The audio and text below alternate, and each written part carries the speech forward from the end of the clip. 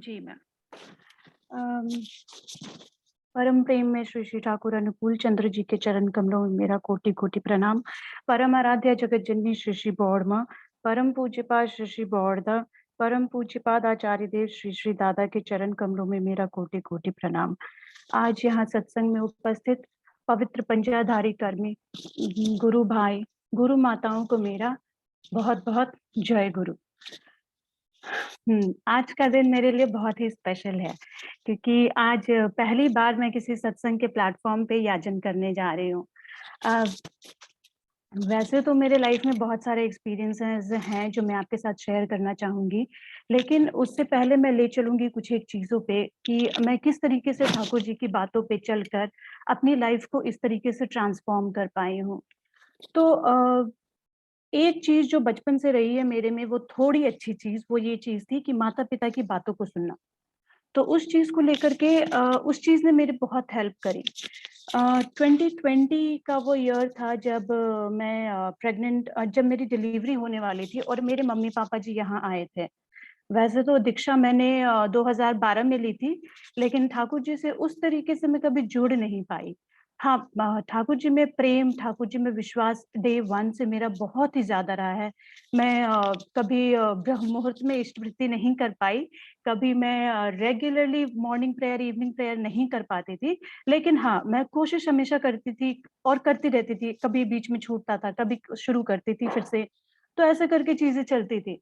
लेकिन 2020 जब मेरी डिलीवरी हुई और मेरे मम्मी-पापा जी इधर थे, कोरोना का पीक टाइम जब फ्लाइट्स वगैरह भी सस्पेंड हो गई थी, वो लोग भी ट्रैवल कर नहीं पा रहे थे, वापस जा नहीं पा रहे थे। वो ईयर स्पेसिफिकली मेरा पूरा ट्रांसफॉर्म करने वाला ईयर था। तो उस ईयर मम्मी-पापा जी यहाँ आए, हम लोग चूँकि यहाँ दुबई में रहते हैं, तो हम लोगों को सत्संग से जुड़ने का उतना मौका नहीं मिलता है। यहाँ भी बहुत ही कम गुरु भाई, गुरु माँ लोग हैं और उनसे भी मैं उस तरीके से कनेक्टेड हो नहीं पाई थी। तो जब मम्मी-पापा जी यहाँ पे आए और ऑनलाइन सत्संग शुरू हुआ, उस वक़्त मैं मम्मी-पापा जी को देखती थी, वो सुबह-शाम हर वक़्त किसी न किसी सत्संग में जुड़े होते थे। तो मैं भी याजन सुनती थी, याजन मुझे हमेशा से सुनने का बहुत दिल करता था। तो याजन सुनते-सुनते 2 याजन मैं सुन रही थी जिसका प्रभाव मेरे ऊपर बहुत ही ज़्यादा पड़ा था। उसमें एक चीज़ थी, मैं भी बहुत अच्छी वक्ता नहीं हूँ, मैं अच्छा बोल नहीं पाती हूँ।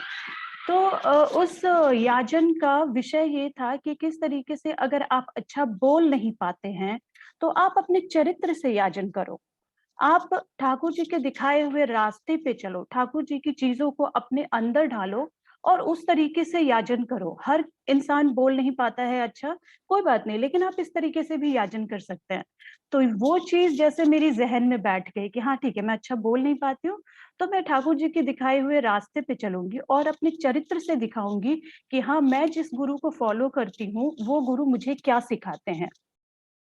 और एक दूसरी चीज़ जिसने मेरी ज़िंदगी बदल दी थी, वो ये थी कि उस याजन में मैंने सुना कि जिस दिन आप अपनी इच्छा के ऊपर ठाकुर जी की इच्छा को रखेंगे, उस दिन आप समझ जाना कि आप वाक़ई में ठाकुर जी से प्रेम करते हैं। तो इन 2 चीज़ों ने मेरी ज़िंदगी बहुत बदल कर रख दी थी। मैं कभी कुछ भी करती थी, कभी बहुत सारे ऐसे सिचुएशंस होते हैं जहाँ मुझे लगता है कि हाँ, कभी-कभी कि नहीं मैं ऐसा करती हूँ, मुझे ऐसा करने से I will be happy with this. But at the second मतलब in the second thought I get कि नहीं ये शायद मेरे ठाकुर जी यहाँ रहते तो वो ऐसा नहीं करते। ठाकुर जी कैसा करते यहाँ पे? तो मैं उस चीज़ को लेकर के धीरे-धीरे, धीरे-धीरे अपने लाइफ में पकड़ के चलना शुरू कर दिया मैंने। और उसका नतीजा क्या हुआ, जभी भी मैं ऐसी सिचुएशन में आती थी जहाँ पे मेरा दिल करता था कि हाँ, नहीं मैं तो ये करना चाहती हूँ और मैं सोचती थी कि नहीं ठाकुर जी यहाँ पे ये करने करते। तो वैसे सिचुएशन में क्या होता था कि मैं ठाकुर जी के दिखाए हुए चीज़ों पे चलती थी कि ठाकुर जी अगर ऐसा करते हैं तो मैं भी ऐसा करूँगी। तो इस वजह से क्या हुआ, उसका रिज़ल्ट मैंने हर बार देखा कि हमेशा वो पॉज़िटिव और एक सैटिस्फाइंग रिज़ल्ट होता था, जिससे मैं बहुत खुश होती थी। और ये कहीं न कहीं समझिए कि ये चीज़ कहीं न कहीं आपका नशा भी बन जाती है। तो मैं इस चीज़ से बहुत खुश थी कि जब भी मैं ऐसे सिचुएशन में पड़ूँगी कि मैं दुविधा में हूँ, मैं ऐसा करूँ, मैं वैसा करूँ, ये सोचूँ और मैं ठाकुर जी के बारे में सोचूँ कि हाँ, ठाकुर जी अगर ये रहते तो कैसा करते? और मैं ठाकुर जी के दिखाए हुए रास्ते पे चल रही थी, तो मुझे हर वक़्त बहुत ही अ, सैटिस्फाइंग रिजल्ट्स मिले हैं। तो इन सारी चीज़ों को लेकर के मैं ठाकुर जी के इन सारी चीज़ों को लेकर के मैं आगे बढ़ती हूँ। अब मैं कुछ एक एक्सपीरियंसेस के ऊपर आऊँगी। वैसे तो मेरे एक्सपीरियंसेस बहुत ही ज़्यादा हैं, बट मैं अपनी डिलीवरी के बाद के एक्सपीरियंसेस पे आती हूँ। तो मैं यहाँ दुबई में एमिरेट्स एयरलाइंस में काम करती हूँ। यहाँ पे यूएई में केवल 45 डेज़ की मैटरनिटी लीव मिलती है। तो उस वो 45 डेज़ तो कुछ भी नहीं है, प्लस आपकी जितनी छुट्टियाँ बनती हैं, अगर आप उस महीने तक आपकी जितनी एनुअल लीव, सिक लीव बनी है, उसे आप यूज़ कर सकते हैं। तो मेरी डिलीवरी चूँकि फ़रवरी में ही थी, तो मेरी छुट्टियाँ बहुत ज़्यादा जमा नहीं हुई थी। तो उस वज़ह से क्या हुआ था कि 2 महीने की छुट्टी मेरी केवल बन पा रही थी और 1 महीने का वर्क फ्रॉम होम मैं मैक्सिमम ले सकती थी। उससे ज़्यादा मुझे 1 महीने का लॉस ऑफ पे मैं ले सकती थी, उससे ज़्यादा मुझे नहीं मिलता। तो मैं और मेरे हस्बैंड हमेशा सोचते थे ये 3 महीने तो बहुत ही कम है। 3 महीने में कैसे मैं बच्चे को देख पाऊँगी, बच्चे को टाइम दे पाऊँगी, खुद रिकवर कर पाऊँगी। ऐसा चल ही रहा था कि मार्च एंड वो टाइम था जब मेरी 2 महीने की छुट्टियाँ खत्म हो जाती और फिर मैं लॉस ऑफ पे पे जाती। बट तभी क्या होता है कि कंपनी बहुत ही बुरा परफ़ॉर्म करने लगती है। कंपनी को काफ़ी लॉस होता है क्योंकि सारे फ्लाइट सस्पेंड हो चुके होते हैं।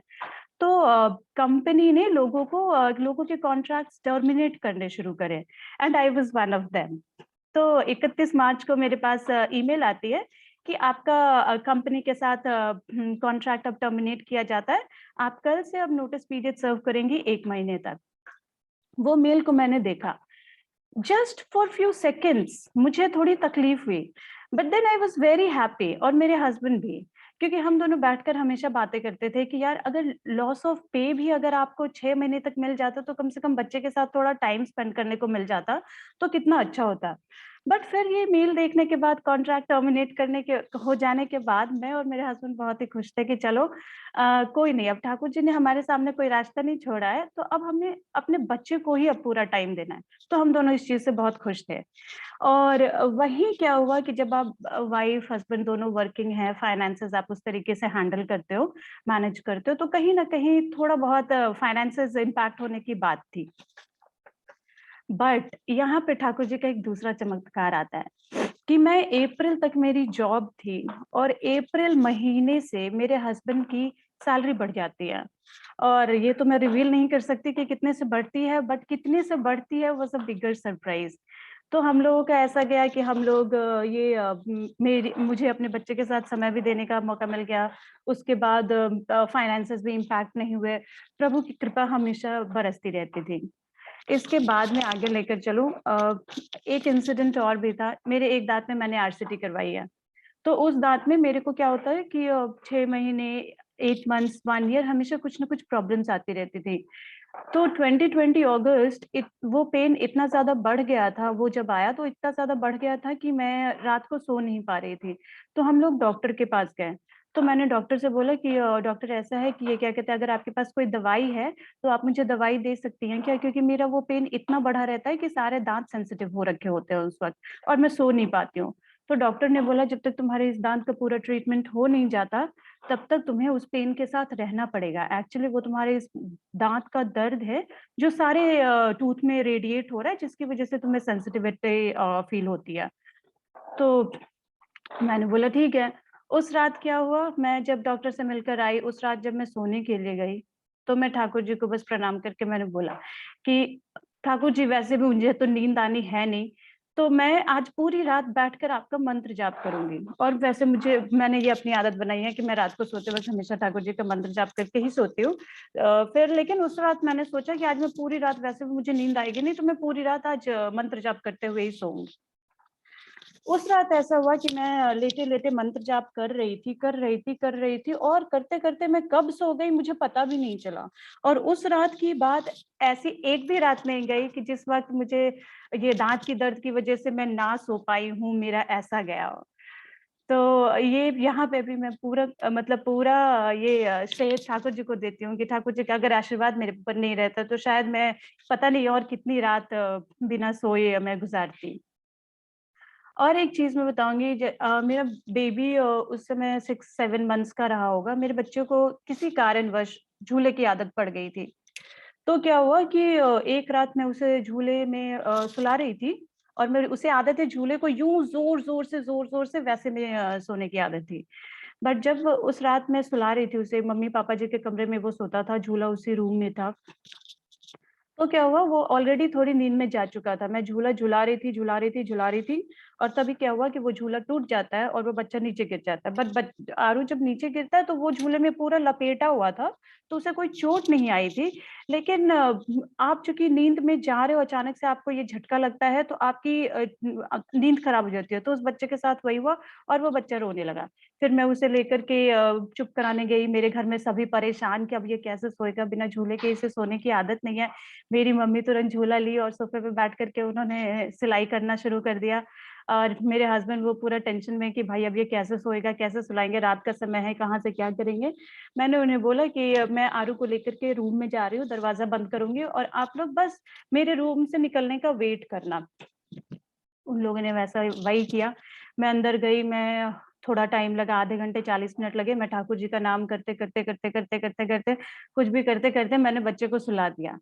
उसके बाद क्या हुआ, अगले दिन जब मैं आरू को फिर से झूले में डालकर उसे झुलाने वाली थी, तो मैंने ठाकुर जी को प्रणाम किया और मैंने ठाकुर जी को बोला, ठाकुर जी, मैं आपको प्रणाम करके आज से, इस वक़्त से कभी भी मैं आरू को ज़ोर से नहीं झुलाऊँगी। मैं हर वक़्त उसे धीमे-धीमे झुलाऊँगी और ये कैसे सोता है, वो मैं आप पर छोड़ती हूँ। और उस वक़्त से ऐसा हुआ कि आरू को कभी भी ज़ोर-ज़ोर से हिलाने की ज़रूरत नहीं पड़ी।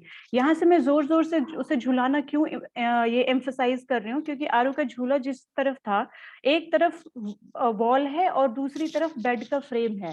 तो अगर वो आरू उस वक़्त ऐसी स्पीड में गिरा होता तो उसे सर पे बहुत ज़ोर से चोट आई होती। तो उस वक़्त ऐसा हुआ कि जब मैंने ठाकुर जी को प्रणाम करके फिर उसे झुलाना शुरू किया, ये कंप्लीटली सरप्राइज़ था। मतलब बिल्कुल भी मैं मैं तो विश्वास करूँगी कि मैं ठाकुर जी पे बहुत विश्वास करके चलती हूँ। लेकिन फिर भी ये बहुत सरप्राइज़िंग था कि ये क्या कहते हैं, किस तरीके से मैं, मेरा बस एक बार ठाकुर जी को प्रणाम करना, बस बोलना कि मैं इस तरीके से करूँगी, और फिर उस विश्वास के साथ मैंने उसे झुलाना शुरू किया और मेरा बच्चा उस हल्के-हल्के स्पीड में ही वो सो गया। और इसी तरीके से मैंने फिर मम्मी-पापा जी, अपने हस्बैंड, सभी को बता दिया कि अब से हम इसे कभी भी ज़ोर से नहीं झुलाएँगे, हमेशा हम इसे धीमे-धीमे झुलाएँगे, और उस तरीके से वो सोने लगा। अभी धीरे-धीरे अब नवंबर का टाइम आने वाला था जब मेरे मम्मी-पापा जी यहाँ से इंडिया जाने वाले थे। तो क्या हुआ उस वक़्त, एक दिन की बात है कि मैं, मम्मी-पापा जी, हम लोग सभी लोग बातें कर रहे थे। तो मेरी मम्मी ने मेरे को बोला कि बेटा देखो, अब तुम ना धीरे-धीरे नॉन-वेज से अपना मन हटाओ। तो मैं हँस पड़ी और मैंने बोला, मम्मी अभी मेरे घर में लग रहा है सबसे पहले आरू है ना, आरू सबसे पहले स्वस्थानी लेने वाला है। तो मेरी मम्मी ने कहा कि बेटा, सबसे पहले तो माँ को ही लेना पड़ता है। और वो चीज़, हँसी-मज़ाक में वो चीज़ भी मेरे ज़हन में बैठ गई कि नहीं, सच में, मैं जब वो चीज़ नहीं करती हूँ, मैं कैसे किसी और को, या कैसे मैं अपने बच्चे को बोल सकती हूँ कि आप वो करो। तो फिर क्या हुआ कि उस वक़्त से मैंने शुरू कर दिया कि नहीं, अब मुझे नॉन-वेज छोड़ना है, अब मुझे लहसुन-प्याज़ छोड़ना है। तो उस वक़्त मैं बहुत ही ज़्यादा ये नॉन-वेज खाते थे। जभी भी बाहर निकलना, मतलब है कि मतलब कुछ न कुछ बाहर से खाकर आना। उसके बाद क्या हुआ, इस इंसिडेंट के बाद जब भी मैं बाहर निकलने वाली होती थी, मुझे पता था कि मैं और मेरे हस्बैंड बाहर जाकर के कुछ खाने वाले हैं। मैं ठाकुर जी को प्रणाम करके हमेशा निकलती थी। ठाकुर जी को हर वक़्त प्रणाम करके बोलती थी कि ठाकुर जी, आप कुछ न कुछ ऐसा कर दीजिएगा कि मैं ना खा पाऊँ, क्योंकि अब मैं नहीं खाना चाहती हूँ। तो जभी भी ऐसा हुआ कि मैं और मेरे हस्बैंड बाहर निकले, सोच कर निकले मेरे हस्बैंड और मैं भी कि हाँ, चलो ठीक है, आज तो ये खाकर आएँगे, वो खाकर आएँगे। और ऐसा होता था कि कभी-कभी वो रेस्टोरेंट ही बंद हो जाती थी। तो ऐसा हुआ कि हम लोग बहुत सोच कर के निकले कि चलो आज शवरमा खा कर के आएँगे, शॉपिंग करेंगे, ये ग्रोसरी करना है, ग्रोसरी कर लेंगे, लौटते वक़्त हम शवरमा खाते हुए आएँगे। तो मन ही मन, अंदर ही अंदर बैठे-बैठे पूरे रास्ते में ठाकुर जी का मंत्र जाप करते हुए जाती थी और मैं सोचती थी कि ठाकुर जी मुझे नहीं खाना, ठाकुर जी मुझे नहीं खाना, ठाकुर जी मुझे नहीं खाना है। और जाते ही, वहाँ पहुँचते ही सारी चीज़ें ऐसी हो जाती थी, या तो मुझे वो चीज़ जो खानी होती थी वो मुझे मिलती नहीं थी, और या फिर वो चीज़, या तो वो रेस्टोरेंट बंद हो जाता था।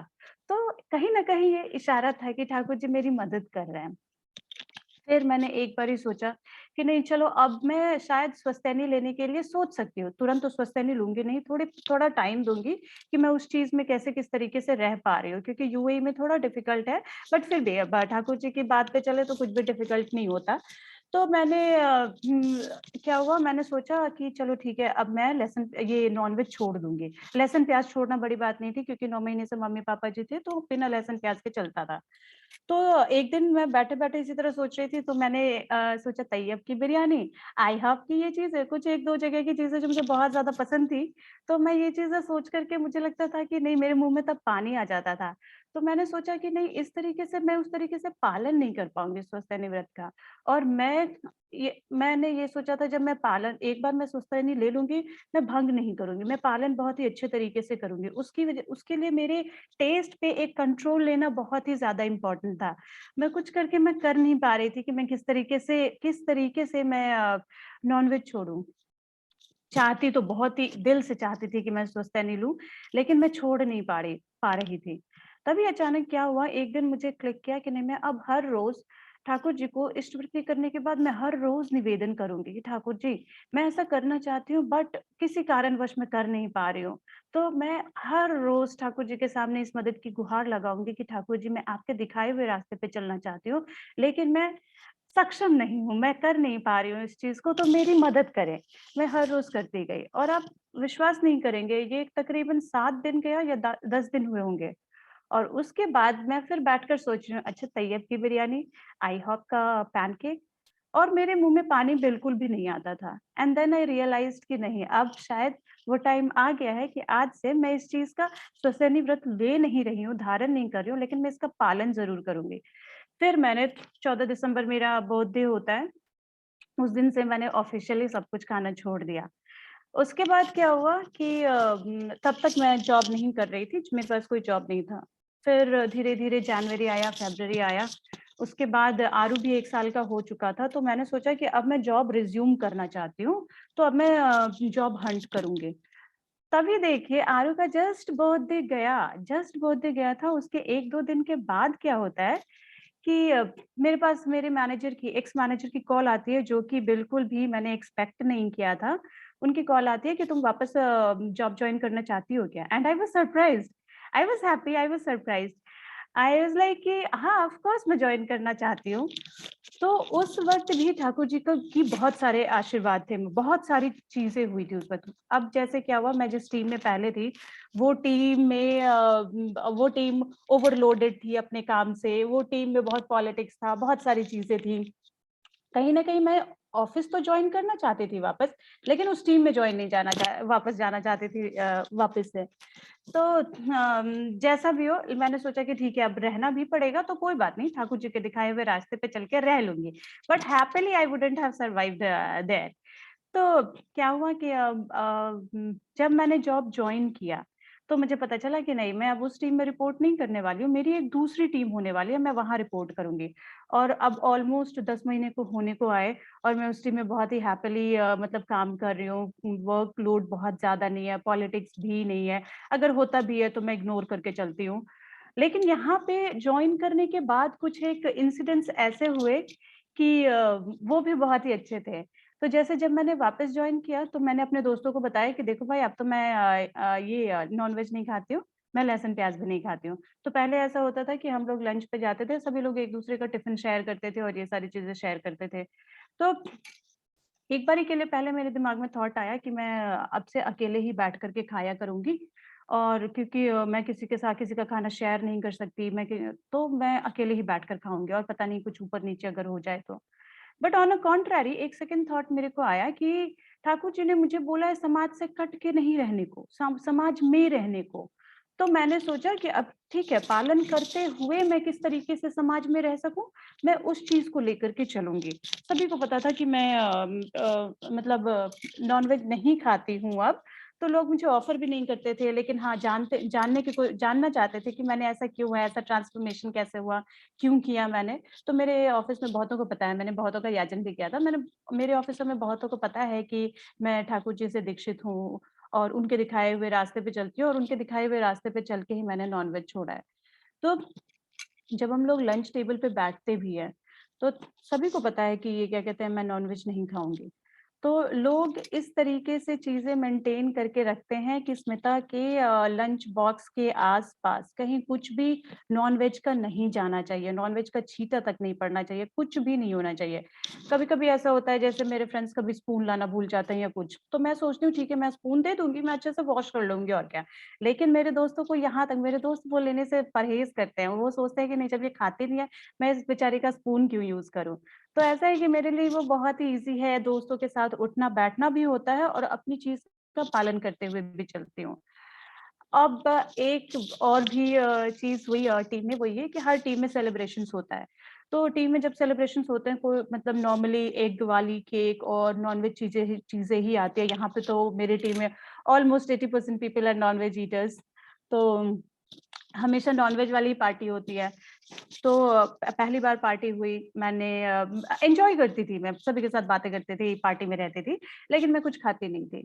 दूसरी बार हुई, फिर से वो एग वाली केक आई, मैं केक नहीं खाया, मैंने कुछ भी नहीं किया, मैं बस दोस्तों के साथ बैठकर पार्टी करती थी। टी ऑफ़िस में ही होता था, तो वो हम करते थे। तो इस तरीके से क्या हुआ, एक बार थर्ड पार्टी जब हमारी हो रही थी, थर्ड, फोर्थ, तो उस वक़्त मेरी एक कलीग ने एक बंदी से कहा, "सुनो, इस बार तुम एगलेस केक लेकर के आना, क्योंकि स्मिता नहीं नहीं, उसने ये नहीं बताया कौन नहीं खाता है। उसने बस इतना बोला कि तुम इस बार एगलेस केक लेकर के आना, वो हम एगलेस केक से सेलिब्रेशन करेंगे।" तो उसने बोला, "ठीक है।" तो वो बंदी ढूँढने लगी एगलेस केक। तो वो ऑफर्स वगैरह भी हम लोग देखते हैं, कहाँ ऑफर रहता है, उस हिसाब से फिर हम ये करते हैं, ऑर्डर करते हैं। तो उस बंदी ने देखा, देखा, देखा, उसे कुछ भी नहीं मिल रहा था, फिर वो बंदी मेरे पास ही आती है। अच्छा स्मिता, पता है मुझे इस बंदी ने ऐसा बोला है कि एगलेस केक ऑर्डर करने के लिए, बट एगलेस केक पे कोई ऑफर नहीं है, तो मैं क्या करूँ? तो मुझे समझ में आ गई ये चीज़ कि ये शायद मेरे लिए ही बोला होगा उसने। तो मैंने उसे कहा कि तुम टेंशन मत लो, तुम्हें जो मिल रहा है तुम वो लो और मैं उससे बात कर लूँगी। फिर उसने वैसा ही किया, उसे जो भी केक मिला उसने वो ऑर्डर किया और मैंने अपनी उस फ्रेंड से बात किया। मैंने कहा, "अरे ब बहन, तू टेंशन मत ले, क्योंकि मुझे तुम लोगों के साथ कंपनी, तुम लोगों के साथ उठना-बैठना ही पसंद है। खाना-पीना तो मैं बाहर भी जाकर के वो एगलेस मफ़िन्स, केक, ये सारी चीज़ें खा लूँगी। ऐसा थोड़ी है कि यहाँ पे मुझे केक नहीं मिलेगा तो मैं मन छोटा कर लूँगी। मुझे कोई टेंशन नहीं है इस चीज़ की। तो उसने बोला ठीक है। उसके बाद दिवाली का टाइम आया। दिवाली के टाइम पे मैंने अपनी लीड के सामने रखा कि बॉस, इस बार ना हम ऐसे इस तरीके से दिवाली सेलिब्रेट करेंगे। तो उन्होंने बोला हाँ ठीक है, बहुत ही अच्छा आइडिया है, करो। तो दिवाली सेलिब्रेट किया। हम लोगों की कंपनी के हायर ऑफिशियल्स जो थे उसमें से एचआर के 1-2 बंदे आए। सभी लोग बहुत ही खुश थे, इतना अच्छा सेलिब्रेशन किया तुम लोगों ने, वीडियोज़ बनाया, शेयर हुआ एक बड़े प्लेटफ़ॉर्म पे।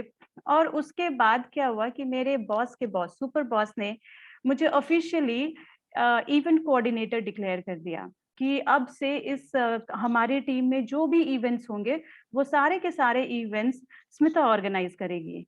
तो वहाँ भी देखिए ठाकुर जी का आशीर्वाद। मैं इतने 2, 3, 4 बार, जितने बार भी सेलिब्रेशंस हुए, मैंने कभी कुछ नहीं खाया। तो शायद ठाकुर जी को भी मेरे ऊपर लगा होगा कि नहीं, मैं अपनी भक्त को ऐसे कैसे छोड़ सकता हूँ। तो ठाकुर जी ने मुझे इवेंट कोऑर्डिनेटर बना दिया। और फिर उसके उससे ये हुआ कि मैं जब भी केक वगैरह एटलीस्ट ऑर्डर करती थी, तो मैं एगलेस करती थी। बाकी जिनको जो खाना होता था वो करती थी। तो कम से कम एगलेस केक खा कर के मैं उन लोगों को कंपनी देती थी, 2-1 चीज़ें मैं अपने लिए भी कर लेती थी। तो इस तरीके से इवेंट कोऑर्डिनेटर बन जाना was a very big surprise to me. और उसमें उसकी वज़ह से अब टीम में भी जो भी सेलिब्रेशंस होते हैं, मैं जिस तरीके से पहले पार्टिसिपेट करती थी, अभी थोड़ा और भी अच्छे से पार्टिसिपेट करने लगी हूँ। और हाँ, अब ये तो मेरे कुछ एक एक्सपीरियंसेस थे। अब मैं इस थोड़ी लास्ट बस 2 मिनट और लूँगी। मैं बताऊँगी कि ठाकुर जी की बातों पे किस तरीके से मैं और भी लेकर चलती हूँ। जैसे अभी मेरे सास-ससुर जी यहाँ आए हुए हैं, तो ठाकुर जी की बातें कही हुई है ना कि सास-ससुर जी की सेवा करो, जितनी हो सके उतनी सेवा करो और जितना हो सके उनको खुश रखने की कोशिश करो। तो मैंने बहुत बार ही ऐसा महसूस किया है, ये एक वन इंस्टेंस है। मैं कभी कुछ करने के लिए अगर जाती हूँ ना, तो मैं थोड़ा कॉन्शियस हो जाती हूँ कि मैं जो करूँगी उससे सामने वाले के पास क्या मैसेज जाएगा और सामने वाले को ये नहीं लगना चाहिए कि ये कौन से गुरु को फॉलो कर रही है, कि उसे ये तक पता नहीं है। इस तरीके से चीज़ें करती है। तो एक अच्छा मैसेज जाना चाहिए कि देखो वाह! ये कैसे गुरु को फॉलो कर रही है, कि देखो इसकी चीज़ें कितनी अच्छी हैं, वो करती कितने अच्छे से है। तो इस दरमियान क्या हुआ कि जैसे मेरे सास-ससुर जी जब यहाँ पे रहते हैं, मैं बैठती हूँ, उन्हें पूरा टाइम देती हूँ, ऑफ़िस से आने के बाद उनके साथ ही बैठती हूँ। अंदर ही अंदर कंटिन्यूअसली मेरा मंत्र जाप चलते रहता है। मैं हमेशा ये कोशिश करती हूँ, मैं सोचती हूँ, मैं ठाकुर जी को बोलती हूँ कि ठाकुर जी, मैं हर पल आपके दिखाए हुए रास्ते पे चलना चाहती हूँ और मैं मतलब मुझे बस सद्बुद्धि दीजिए कि मैं किसी तरह अपने सास-ससुर को ठेस ना पहुँचाऊँ किसी बात से। मेरी किसी बात से उनको तकलीफ ना हो, किसी बात से उनको दुःख ना हो। तो ये एक कॉन्शियसनेस जो है वो अच्छा कॉन्शियसनेस है। आपको ठीक है, आप जि जिस भी चीज़ से आपको एक अच्छे रास्ते पे चलने का मौका मिलता है, आपको एक अच्छा वर्ज़न बनने का मौका मिलता है, वो सारी चीज़ें कितनी अच्छी है और कितना सैटिस्फाइंग होता है। तो ये एक चीज़ें मैं अब कुछ भी करते वक़्त बहुत ही ज़्यादा कॉन्शियस रहती हूँ कि हाँ, मुझे एक ठाकुर जी की प्रतिष्ठा जो बोलते हैं ना, वो करनी है सारे जगह, वो मैं अपने अच्छे आचरण से ही कर सकती हूँ। एक इंसिडेंट मैं अपनी कंपनी का और भी बताऊँगी। मेरी टीम में एक बंदा है जिससे सभी परेशान। उस बंदे के साथ मेरा भी फर्स्ट एनकाउंटर हुआ, I was not happy. Second encounter हुआ, I was again not happy. जब थर्ड एनकाउंटर हुआ मेरा वीडियो टीम्स कॉल पे, तो मैं थोड़ा-सा गुस्सा हो गई। मेरी आवाज़ थोड़ी-सी ऊँची हो गई उस दिन कि ऐसा नहीं है, आपको ऐसा नहीं सोचना चाहिए, बाकी भी सभी लोग काम करते हैं। आप ये जानने की कोशिश करो कि हाँ, वो अगर ऐसा कर रहा है तो उसके पीछे क्या रीज़न है। आप बाय डिफ़ॉल्ट किसी को अंडर एस्टिमेट करके मत चलो। थोड़ा हीटेड डिस्कशन हो गया था, आवाज़ थोड़ी ऊँची हो गई थी। तो जब मैंने कॉल रखा, डिस्कनेक्ट किया, मैं बैठी 2 मिनट। फिर मैंने सोचा कि जो मैंने मैसेज दिया वो ठीक था, लेकिन मैंने किस तरीके से मैसेज दिया उन्हें, अपनी आवाज़ थोड़ी ऊँची करके। तो मेरी टीम में तो सभी जानते हैं कि मैं एक गुरु को फ़ॉलो करती हूँ। मेरी टीम में सभी जानते हैं मैं उनके दिखाए हुए रास्ते पे चलती हूँ। तो ये क्या सोचेंगे कि मैंने उनको एक मौका दिया ये सोचने का, क्या इसके गुरु ये नहीं सिखाते कि तुम अपनी आवाज़ ऊँची करके मत बोलो, तुम्हें प्यार से बातें करनी चाहिए सभी से? तो मैं बहुत कॉन्शियस हो गई कि नहीं, मैंने ये एक अच्छा मैसेज नहीं दिया, मुझे अपनी बात रखनी है।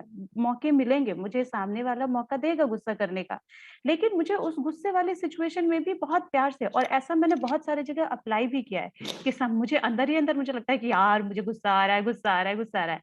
लेकिन वहीं पे मुझे ठाकुर जी की बातें याद आ जाती है, तो फिर मैं उसे बहुत आराम-आराम से बोलती हूँ और फिर वो चीज़ें बहुत सुलझ जाती हैं। तो उस वक़्त भी मैं बहुत कॉन्शियस हो गई थी और अब मैं हर रोज़ जभी भी जाती हूँ ऑफ़िस में, मैं कॉन्शियस रहती हूँ कि मैं कुछ भी करूँ, लेकिन आपने अपनी आवाज़ ऊँची करके नहीं करूँ। क्योंकि मेरे को ये मैसेज नहीं देना है क्योंकि मेरी टीम में बहुत लोग जानते हैं कि मैं एक ठाकुर जी को फ़ॉलो करती हूँ और उनको मैं बहुत प्रेम करती हूँ। अगर मैं उनको इतना प्रेम नहीं कर रही होती, तो मेरी टीम में सभी बोलते हैं, "अच्छा स्मिता, आपने लास्ट क्या खाया था नॉन-वेज? अच्छा स्मिता, आपने लास्ट" बिकॉज़ एवरीवन नोज़ कि मुझे नॉन-वेज कितना पसंद था। तो मैं उनको एक ये मैसेज देना चाहती हूँ कि मैं जिन गुरु को फ़ॉलो करती हूँ, उनसे मैं कितना प्रेम करती हूँ कि नॉन-वेज जैसी भी एक चीज़ जिससे मैं इतना प्रेम करती थी, लेकिन उनसे ज़्यादा प्रेम अब मेरे प्रभु के लिए है कि मैं उनके लिए नॉन-वेज छोड़ दिया। उसी तरीके से जैसे मेरा गुस्सापन, तो अगर आपको आपकी आवाज़ ऊँची होती है, तो आप एक अच्छा मैसेज नहीं देंगे कि आप एक फ़ॉलोवर हैं कि नहीं अच्छे गुरु के। तो इन सारी चीज़ों को लेकर के, छोटी-छोटी चीज़ों को लेकर के मैं बहुत कॉन्शियस रहती हूँ आजकल, और जो कि मेरे लिए मेरे फ़ेवर में काम करता है। मैं हर रोज़ सुबह जब उठकर पूजा करती हूँ, प्रेयर करती हूँ, सत्यानुसरण ग्रंथ का पाठ करती हूँ, तो उसकी एक-एक चीज़, एक-एक वाणी अज़ मतलब पूरा लाइफ़ को ट्रांसफ़ॉर्म करने वाली है। बट कहीं न कहीं हम लोग जब सुबह उठते हैं, सारी चीज़ें करते हैं, एक लाइन पढ़ के उठ के चले जाते हैं, तो वो चीज़ हमारे दिमाग में नहीं बैठता है। कुछ एक बार मेरे श्वेता साथ माँ, ऐसा जी, टाइम आपका ज़्यादा हो गया है, ओह! कंक्लूड करने की चेष्टा करें। हाँ, ठीक है पापा जी। ठीक है, तो मैं बस यही कहना चाह रही थी कि ठाकुर जी को हम जितना पकड़ के चलेंगे, उतना हम अनुभूति कर पाएँगे कि हर पल ठाकुर जी हमारे बगल में हैं। मुझे नहीं लगता कि मेरा नेटवर्क किन्हीं से भी इतना ज़्यादा स्ट्रांगली अटैच्ड हो पाता है, जितना क्विक नेटवर्क मेरा ठाकुर जी से लगता है। मतलब मैं पल में सोचती हूँ और वो अगले पल हो जाती है वो चीज़ें। तो इसके लिए मैं भी एक चीज़ हमेशा, जितना ठाकुर जी मेरे लिए करते हैं, मैं उतना तो नहीं कर पाती हूँ ठाकुर जी के लिए, लेकिन फिर भी हर पल मेरी कोशिश जारी रहती है कि मैं हर पल एक ठाकुर जी को खुश करने के लिए मैं कुछ करूँ, ठाकुर जी के दिखाए हुए रास्ते पे चलूँ, और ठाकुर जी अगर मेरे लिए इतना कुछ कर रहे हैं, तो मेरा उससे ज़्यादा हक बनता है कि मैं ठाकुर जी के लिए बहुत ज़्यादा करूँ, और ठाकुर जी को और कुछ नहीं चाहिए। ठाकुर जी को सिर्फ़ एक चीज़ चाहिए कि मैं जिन बातों को कह के गया हूँ, मैंने अपने भक्तों को जिस आचरण में ढलने के लिए बोला हूँ, मेरे बच्चे, सारे बच्चे बस उस रास्ते पे चले। तो मैं हर पल यही कोशिश करती हूँ कि मैं अपने प्रभु को खुश कर सकूँ, अपना एक अच्छा वर्ज़न बना सकूँ और उनके दिखाए हुए रास्ते पे चल सकूँ। तो आज का वक्तव्य मैं ख़त्म करती हूँ और मैं पूनम माँ को ज बहुत-बहुत धन्यवाद बोलूँगी, क्योंकि पूनम माँ ने ही मुझे प्रेरित किया थोड़ा कि आप याजन करें। तो आज मेरा पहला याजन था। पूनम माँ, आपको मेरा बहुत-बहुत धन्यवाद और ठाकुर जी के चरणों में मैं आपके लिए और समस्त परिवारजनों के लिए, सभी के लिए बहुत-बहुत मंगल कामना जनाती हूँ। प्लस मैं सत्संग सत्संग में उपस्थित सभी गुरु भाई, गुरु माँ और उनके परिवार के लिए ठाकुर जी के चरण कमलों में कोटि-कोटि प्रणाम जनाती हूँ और मंगल कामना करती हूँ। जय गुरु। जय गुरु माँ। आपने बहुत ही ओजस्वी